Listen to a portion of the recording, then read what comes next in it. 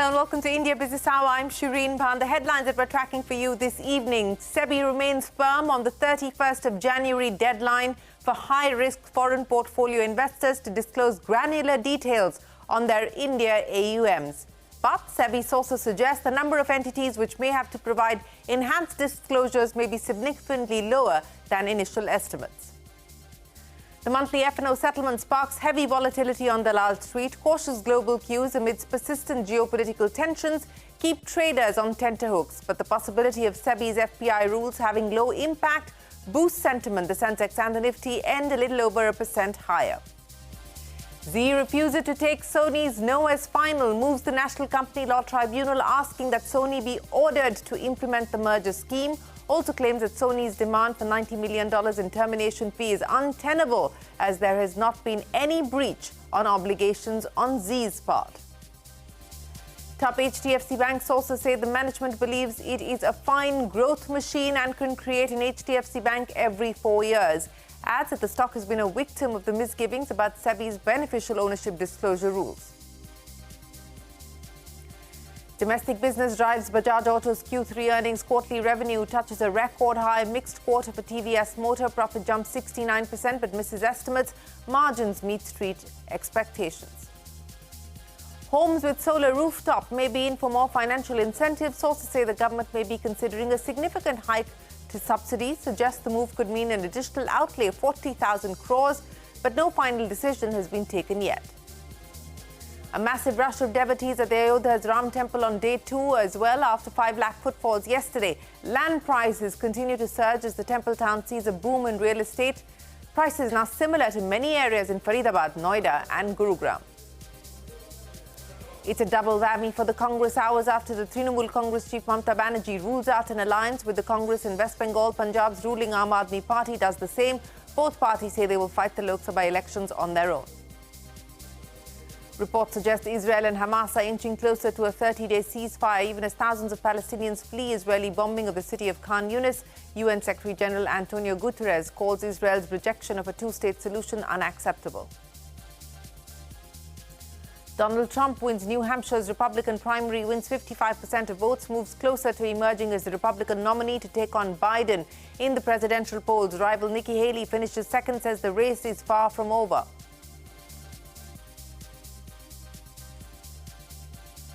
Well, we do have a packed show lined up for you, but let's start with details on the market action today. It was a choppy day of trade on Dalal Street, which is natural for the day that we see monthly F&O contracts expire. But volatility was also fueled by cautious global cues in the face of persistent geopolitical tensions from various parts of the world. Earnings season also meant that there was a lot of action that was stock specific. So key indices dipping into the red multiple times, but finally closing in the green. The sensex up by about 670 points. The nifty higher by over 200 points. The nifty mid-cap 100, 850 points high, and the small-cap index put on almost 2% today. So that was the close for the markets. Managed to end comfortably higher as buying action set in towards the end of the session. Now, the mid-cap space, which had taken a beating yesterday, did also see a smart recovery today, with most of Tuesday's losses being recouped by the end of trade. So the BSE-listed companies have added more than 5 lakh crore rupees to investor wealth today. But here's what was a crucial factor for the markets today. Market regulator SEBI is showing no indication that it will extend the deadline for the 31st of January for high-risk foreign portfolio investors to disclose granular detail on their assets under management in India. However, sources indicate that SEBI believes the number of FPIs who may have to pare their positions due to possible non-compliance with the regulations may not be as high as earlier expected. Now, this was one of the big supports that led to the late pullback that we saw on the last street. Yash is standing by now with more details. Yash, take us through these requirements. What are you picking up on the impact that this could have? Well, the deadline for market regulator SEBI's mandate to secure additional disclosures from high-risk foreign portfolio investors that ends on January 31st. First things first, who are these high-risk FPIs? To put it simply, they have to meet either of the two criteria, that is, having more than 50% of the Indian AUMs in a single corporate group, or the value of their India AUM or asset under management should be over 25,000 crore. Now, what are these enhanced disclosures? The second stage, granular details on economic interest, control and ownership of these foreign investments is what SEBI is seeking. Now, these will help SEBI get the details on the ultimate beneficial ownership of these foreign portfolio investments. Now, these high-risk FPIs had time since November last year to submit the details when it comes to, these granular details, and that timeline ends on 31st of January. This brings us to the bigger question. How big are these high-risk FPIs? SEBI estimated high-risk FPI AUM to be around 2.6 lakh crore as on March 31st, 2023. This would be around 6% of the total FPI AUM and 1% of the Indian market capitalization. Now, since then, of course, the base has certainly increased, but sources suggest that FPIs, which may be required to provide enhanced disclosures, may have significantly, reduced than what SEBI's initial estimates were. So why is SEBI seeking these enhanced disclosures? Now, it has been observed that some of these FPIs have concentrated, and a substantial portion of their equity portfolio in a single company. In some cases, these concentrated holdings have also been static and maintained for a very long time. This could be for circumventing regulatory requirements such as maintaining the minimum public shareholding regulations. Further, having granular details on the ultimate beneficial ownership for various high-risk FPIs also protects against the risk of opportunistic takeover of Indian companies. Now, if these identified high-risk FPIs fail to disclose details by January 31st, they will have a grace period till February 10th. If the grace period is missed, there is no immediate deadline even then. These high-risk FPIs, they would have another 6 months starting February 10th to liquidate or rebalance their holdings to comply and move out of that high-risk category. Now, let's come to the final part, which are these FPIs, despite falling under the high-risk category, will be exempted. There are various of them, government and government-related entities like central banks, sovereign wealth funds, pension funds, public retail funds, FPIs which have a broad-based pool structure with widespread investor base have also been exempted. Apart from that, ETFs with less than 50% exposure to India and India-related equities will also be exempted. Also, FPIs whose holdings in Indian corporate is below 25% of their overall global AUM at a scheme level do not have to submit these enhanced details. Also, FPIs whose equity AUM is below 50% of the overall global AUM at a scheme level will again be exempted. Finally, FPIs which are unable to liquidate their excess investments due to restrictions like IPO lock-ins, also moratoriums and newly registered FPIs will also be exempted when it comes to giving these enhanced disclosures with market regulator SEBI. Okay, Yash, many thanks for joining us. So that was an overhang for the markets, but it looks like the impact may be less significant than what was earlier estimated. Now, there's a big corporate battle brewing in India, and it stems from Zee's refusal to accept Sony's no to the merger of the two entities. Zee has moved the National Company Law Tribunal asking that Sony be ordered to implement the merger scheme. Remember, this comes after a letter accessed by CNBC-TV18 from Zee promoter Subhash Chandra to Finance Minister Nirmala Sitharaman a week before Sony pulled the plug on the proposed merger. The letter raised concerns over the timing of SEBI's latest notice to the company's former directors. Nisha standing by now with the latest in this matter. Nisha, many thanks. Lots of developments as far as the Zee-Sony saga go. What we now know is that Zee intends to take legal recourse, which is what it had said it would do, and it's now decided to move the NCLT.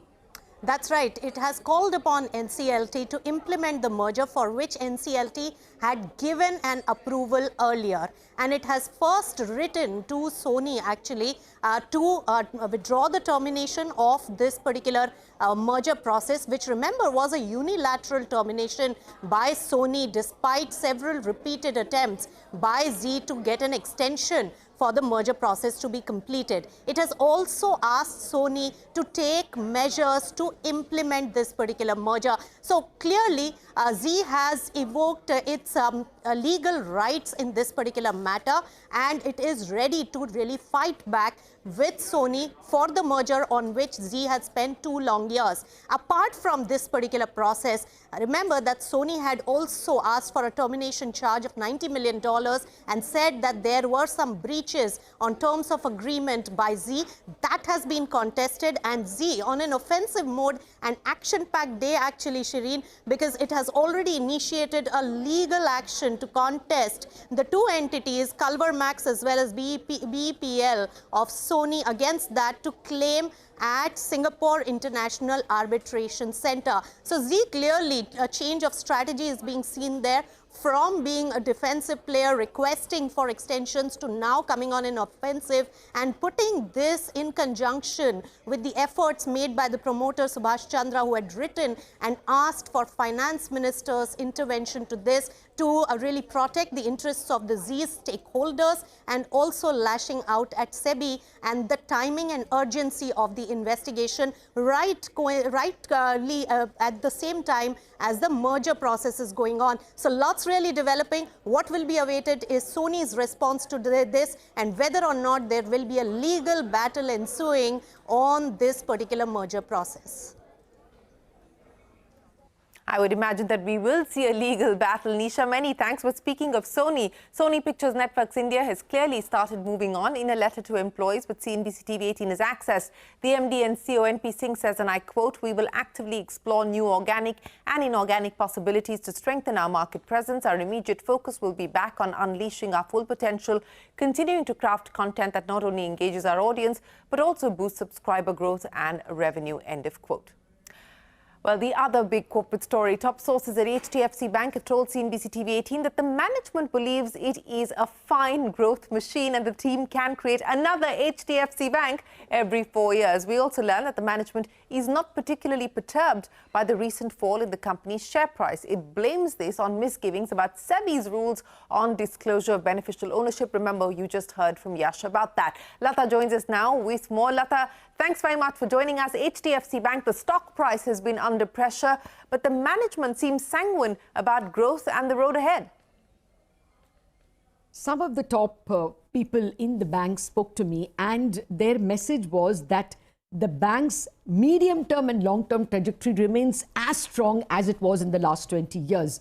The MD Shashi Jagdishan sometime bank had said that HDFC Bank can create another HDFC Bank every 4 years. That trajectory remains.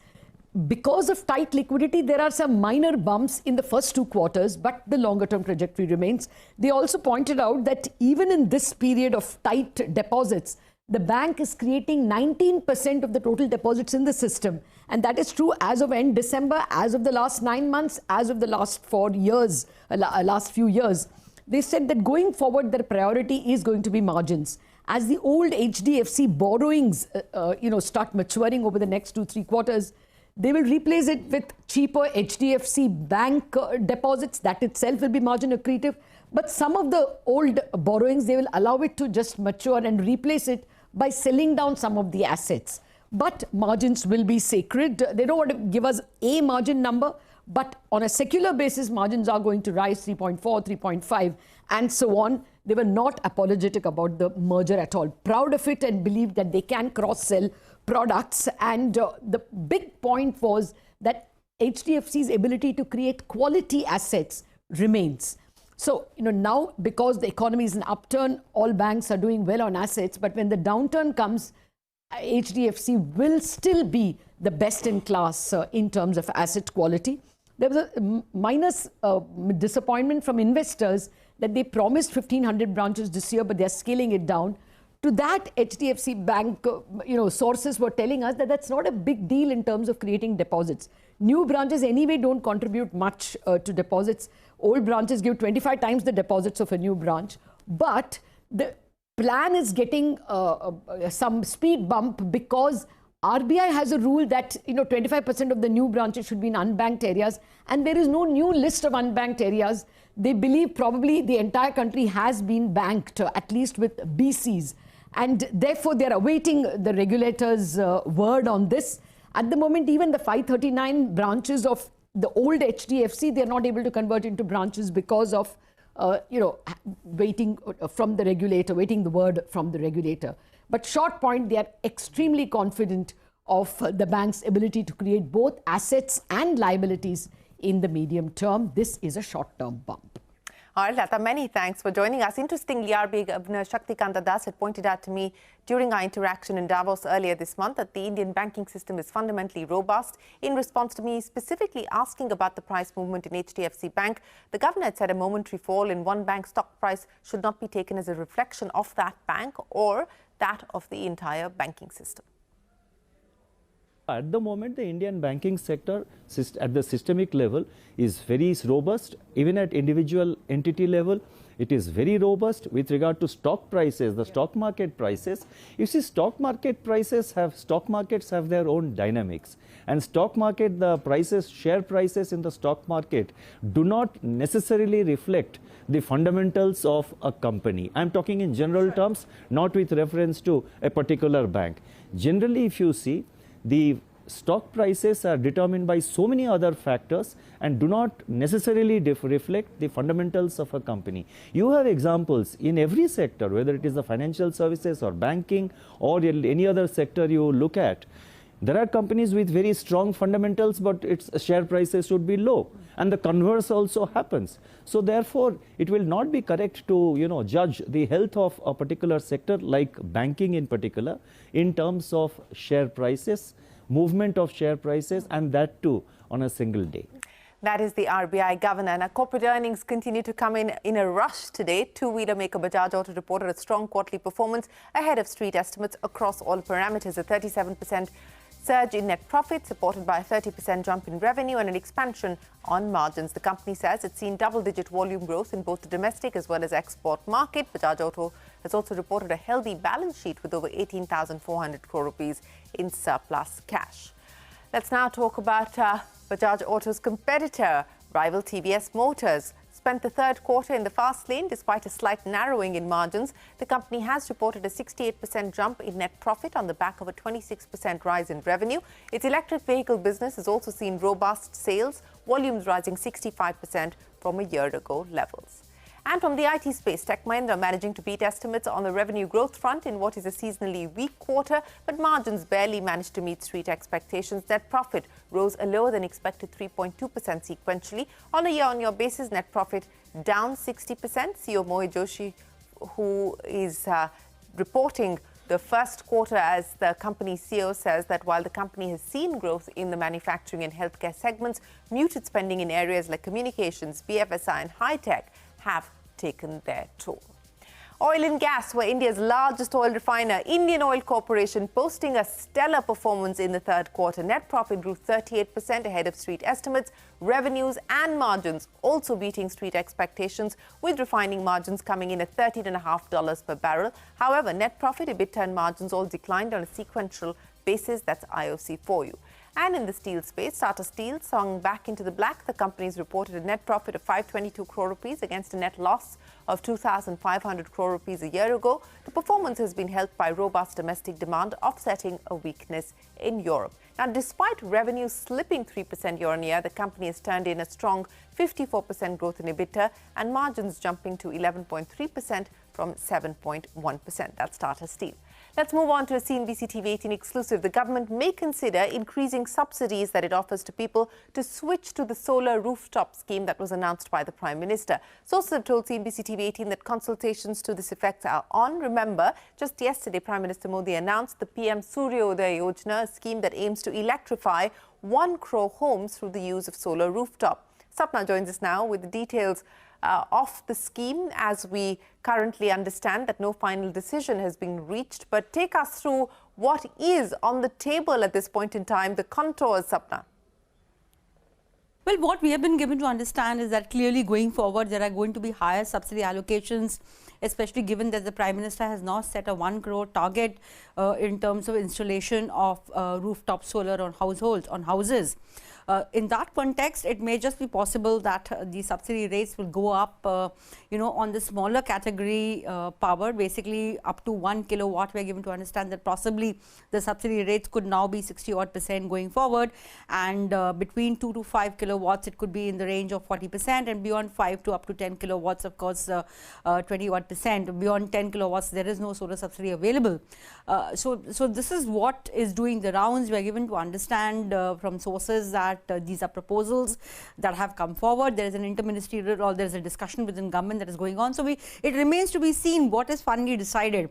Plus, also let's keep in mind that the Prime Minister has not yet kept a deadline in terms of meeting that 1 crore target. So it depends on what the timeline will be, what the subsidy rates are, and whether there will be a cabinet process involved in that in terms of the protocol, whether it could come in the interim budget or maybe as late as the July budget. So these are variables that are under discussion at the moment, but very clearly going forward, there could be a big ticket subsidy program as far as encouraging or incentivizing rooftop solar is concerned.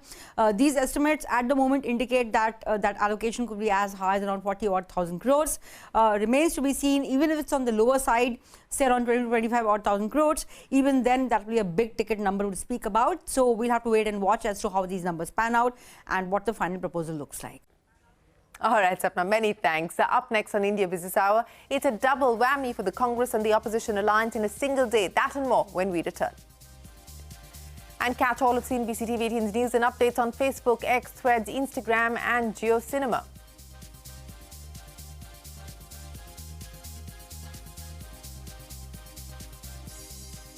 Well, there was a massive rush at Ayodhya's Ram Temple on day 2 after it opened to devotees. About 5 lakh devotees visited the temple yesterday. Meanwhile, land prices continue to surge in the temple town. Circle rates have gone up substantially. Land prices are now similar to many areas in Faridabad, Noida and Gurugram. Shivani Bazar's on the real estate boom. 1.72 crore rupees for a 1250 square foot plot. No, these are not rates from Delhi NCR or MMR area. These are land prices from Ayodhya. I am standing at the newly launched, soon-to-be 7-star property by the house of Abhinandan Lodha in Ayodhya called the Saryu that you can see behind me. Now, these land prices are comparable to many areas of the national capital region like Faridabad, Noida and Gurugram. Now, consider this compared to the average land price of 5,500 rupees per square foot in Lucknow. Real estate industry experts reveal that prices in and around Ayodhya have surged, ranging from 2,000 rupees per square foot to 10,000 rupees per square foot. But the prices in the Saryu project are obviously higher considering the location, builder brand and the amenities. The starting price of for a 1250 square foot plot is 1.72 crore rupees, serving as the baseline for buyers to tailor according to their preferences. Now, the company has invested nearly 1,200 crore rupees in this 51-acre land parcel in Ayodhya, with phase 1 of its luxury project currently underway. The project is strategically located 12 to 15 minutes away from Ram Temple. And superstar Amitabh Bachchan has not just secured a plot, but has also joined in as the brand ambassador for the Saryu project. Additionally, the Leela Palaces is introducing the first of its kind pure vegetarian 5-star hotel in the same premise that you can see behind me. So clearly, the realty boom has made its way to Ayodhya.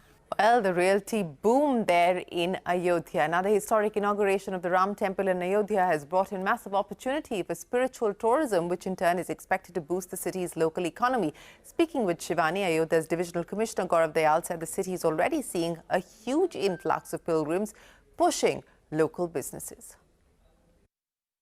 If you go around and speak to vendors, they will all tell you that the supply is falling really short of the demand and they are struggling to keep up with the demand. There's a major township that will come up. It's being developed by the Awas Vikas Parishad of UP. It's called Nav Ayodhya. So it will be a 1800-acre project. It will come along the highway. Island project is called Shri Ram Anubhav Kendra. So it will be a 75-acre project within a small island. It will be a temporary thing because it gets affected by floods also. So it will just showcase some aspects of Lord Ram's life. Well, the infrastructure build out there in Ayodhya, and what comes as a big blow to the opposition alliance. Trinamool Congress Supremo Mamata Banerjee said that the party will contest the election solo in West Bengal. However, Banerjee said that secular political parties will fight the BJP at the national level. The Congress made an overture to Banerjee and called the Trinamool Congress the pillar of the alliance. এবং আমি প্রস্তাব দিয়েছিলাম, ওরা প্রথম থেকেই প্রত্যাখ্যান করেছে। তখন থেকে আমাদের দল সিদ্ধান্ত নিয়েছে আমরা বাংলায় একা চলবো। ইভেন ওরা যে আজ থেকে র্যালি করেছে, আমাদের একবার as a matter of country, আমি ইন্ডিয়ার অ্যালায়েন্স আমাকে একবার জানিয়েছে দিদি আপনার রাজ্যে যাচ্ছি, না জানায়নি। সুতরাং আমার সাথে কোনো সম্পর্ক নেই বাংলার ব্যাপারে। ममता जी के बिना इंडिया गठबंधन की कल्पना नहीं कर सकते और हमें पूरा उम्मीद है कि जो बातचीत चल रही है वो कुछ ना कुछ एक मध्य का रास्ता निकाला जाएगा और इंडिया गठबंधन भी पश्चिम बंगाल में इंडिया गठबंधन के रूप में चुनाव लड़ेंगे। And after Mamata Banerjee, Punjab Chief Minister Bhagwant Mann hinted at fighting the Lok Sabha polls alone in Punjab. When asked about the general elections, Mann said that Aam Aadmi Party's score will be 13-0, indicating its intent to fight on all 13 Lok Sabha seats in Punjab. Well, political developments thick and fast. With that, it is time for us to wrap up this edition of India Business Hour. There is plenty more that we have lined up for you as we count down to the budget. Remember to send us your budget wish list. The CNBC-TV18 budget ballot box is travelling through the country. For more, tune in to CNBC-TV18.com. From all of us here, for now, goodbye. Thanks for watching.